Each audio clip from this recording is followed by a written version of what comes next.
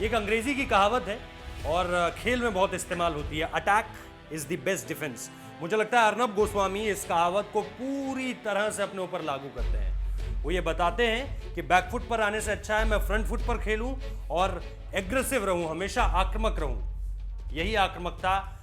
कोई और पत्रकार होता, कोई और शख्स होता तो हमें लगता कि यार ये इसके खिलाफ ना चली जाए, क्योंकि एक राज्य की सरकार, और वो भी राज्य कौन सा, महाराष्ट्र में मुंबई, जिसे ये कहा जाता है कि बिजनेस कैपिटल ऑफ इंडिया है, देश की आर्थिक राजधानी है, और वहां पर एक प्राइवेट न्यूज चैनल चल रहा है जिसके सबसे बड़े चेहरे को इस वक्त पे देश में जो कुछ चर्चित चेहरे हैं उनमें एक नाम अर्नब गोस्वामी का भी है। लेकिन अर्नब गोस्वामी के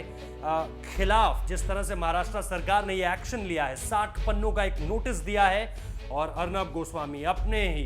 चिरपरिचित अंदाज में, अपने ही जिसे कहते हैं बिल्कुल कोई किसी का डर नहीं, किसी का खौफ नहीं, उन्होंने सीधे तौर पर जवाब देते हुए कहा है,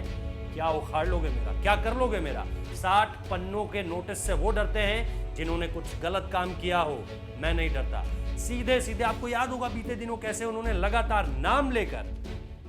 बिहाइंड द डोर्स नहीं, ऑफ द कैमरा नहीं, ऑफ द रिकॉर्ड नहीं, सीधे कैमरे पर बोलते हुए कहा था, अनिल देशमुख का नाम लिया था, गृह राज्य मंत्री महाराष्ट्र सरकार, उद्धव ठाकरे मुख्यमंत्री महाराष्ट्र, इसके अलावा संजय राउत जो कि सांसद हैं राज्यसभा से शिवसेना के, इन सब का नाम लेते हुए उन्होंने कहा था, यहीं रहता हूं, यहीं काम करता हूं, उखाड़ लो मेरा जो उखाड़ सकते हो। क्या उखाड़ लोगे बताओ। ये अर्नब गोस्वामी के शब्द थे। और इसी के बाद कहीं ना कहीं जो स्टैंड उन्होंने लिया इन फेवर ऑफ कंगना, और कंगना और बीएमसी के बीच पहले एक जंग शुरू होती है जिसको कहीं ना कहीं मॉनिटर किया जाता है, जिसको कहीं ना कहीं चलाया जाता है, एक तरह से वो चलाया जाता है महाराष्ट्र सरकार की तरफ से। और उसके बाद ये जो लड़ाई है, क्योंकि हर कोई जानता था बीएमसी के ऊपर दबाव अगर किसी चीज का होगा तो महाराष्ट्र सरकार का होगा, वरना आप 24 घंटे के अंदर एक जगह पे नोटिस और 24 घंटे के अंदर ही उसे तोड़वा नहीं देंगे। ऐसी 5000 इमारतें हैं महाराष्ट्र में, मुंबई में, जिन्हें कहीं ना कहीं बीएमसी के तहत ठीक करवाया जाना चाहिए, जिन्हें जो अनधिकृत हैं, जो अनऑफिशियल लैंड पर बनी हुई हैं, जिनको तोड़वा देना चाहिए। लेकिन 5000 की 5000 इमारतें वैसी की वैसी ही हैं। लेकिन क्योंकि वो कंगना के अगेंस्ट लड़ाई थी, क्योंकि वो उसमें एक पॉलिटिकल फायदा छुपा हुआ था, उसमें अपनी जो एक खुन्नस थी वो निकालनी थी, तो उसके खिलाफ फिर बॉम्बे हाईकोर्ट ने भी कहा, उसके खिलाफ फिर गवर्नर ने भी कहा, यानी संवैधानिक संस्थाएं बीएमसी और महाराष्ट्र सरकार के खिलाफ हो गई। आप सीधे सीधे से ऐसे समझिए। लेकिन इसके खिलाफ जब अर्नब गोस्वामी ने आवाज बुलंद की तो महाराष्ट्र सरकार को अब जो है उनकी आवाज भी चुभ रही है, निश्चित तौर पर चुभनी बनती भी है, क्योंकि अब महाराष्ट्र सरकार का जो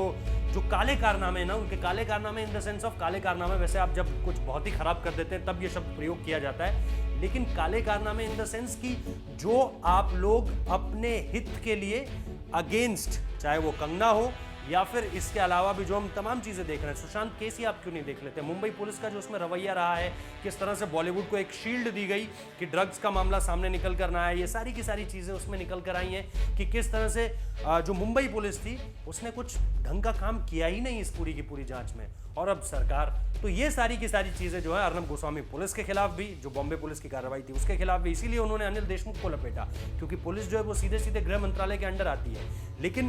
दूसरी तरफ जब आप देखेंगे कि किस तरह से कंगना रनौत वाला मसला हुआ, वो और ज्यादा हाइप कर गया। उसके पक्ष में जब उन्होंने बोलना शुरू किया इन फेवर ऑफ कंगना और कंगना को बिठाकर इंटरव्यू लिया, तो फिर जो है वो उद्धव सरकार को वो ये चीजें हजम नहीं हो रही हैं, पच नहीं रही हैं, इसीलिए अब 60 पन्नों का नोटिस। लेकिन अर्नब गोस्वामी अपने ही अंदाज में, कर लो क्या कर लोगे, यहीं बैठा हूं, यहीं से बैठकर शो चलाता हूं और यहीं रहता भी हूं, क्या कर लोगे मेरा देखता हूं। तो देखना दिलचस्प होगा ये नोटिस की जो लड़ाई है, जो पन्नों की लड़ाई है, ये कहां तक आगे बढ़ेगी। आप लोगों को क्या लगता है, कौन सही है कौन गलत है, क्या इसका अब जो अगला पड़ाव होगा, जो अगली रणभेरी बचेगी,